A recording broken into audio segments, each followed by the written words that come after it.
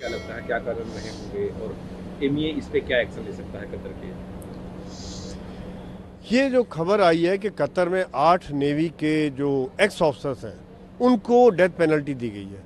ये जो x officers हैं ये कतर की कंपनी के साथ ही काम कर रहे थे और वहाँ पर उनकी नेवी को ट्रेनिंग करने में व्यस्त थे और भारत की सरकार से पूरी तरह परमिशन लेके काम हो रहा था और पूरी तरह लीगली कवर्ड थे वो। लेकिन अचानक ही 4-5 महीने पहले उनको उठा लिया जाता है घर से, कोई खबर नहीं मिलती, परिवार वालों को खबर नहीं मिलती, कहाँ रखा गया उनको कोई वकील की मदद नहीं दी जाती। बहुत मुश्किल से फिर भारत की जो एक्सटर्नल अफेयर मिनिस्ट्री है उन्होंने बातचीत करके फिर काउंसलर मदद दिलवाई। लेकिन अभी जो इनको डेथ सेंटेंस दिया गया इसके पीछे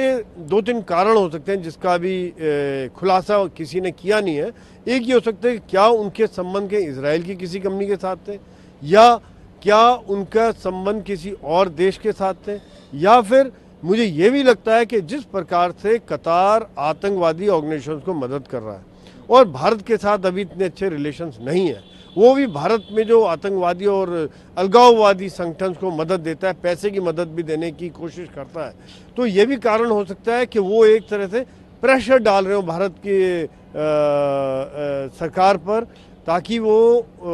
कहीं ना कहीं एक इस तरह के डिप्लोमेसी में इस तरह गेम होता है कि उन्होंने पकड़ लिया, हमारे डेथ सेंटेंस दे दिया, फिर भारत की सरकार को प्रेशर डाल के अपनी कुछ बातचीत मनवाने के लिए मजबूर करें।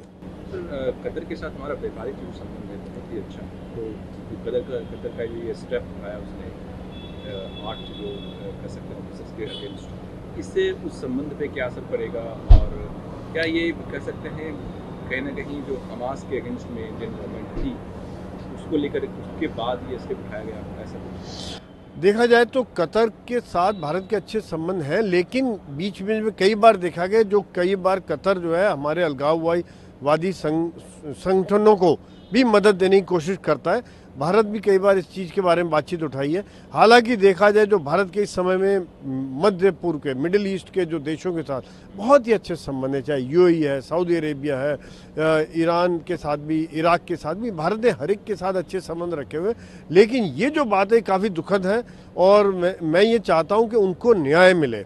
सबसे बड़ी बात जो मेरा ये है कि उनको सही न्याय मिला जाए, पूरी जो बात जांच के पड़ताल के साथ परिवार को बताया जाए कि क्या कारण है, क्या है, भारत की सरकार को बताया जाए और भारत की विदेश मंत्रालय पूरी तौर से इसके ऊपर काम कर रहे हैं कि इसको जल्दी से जल्दी निपटाया जाए और एक पॉजिटिव रेस्पॉन्स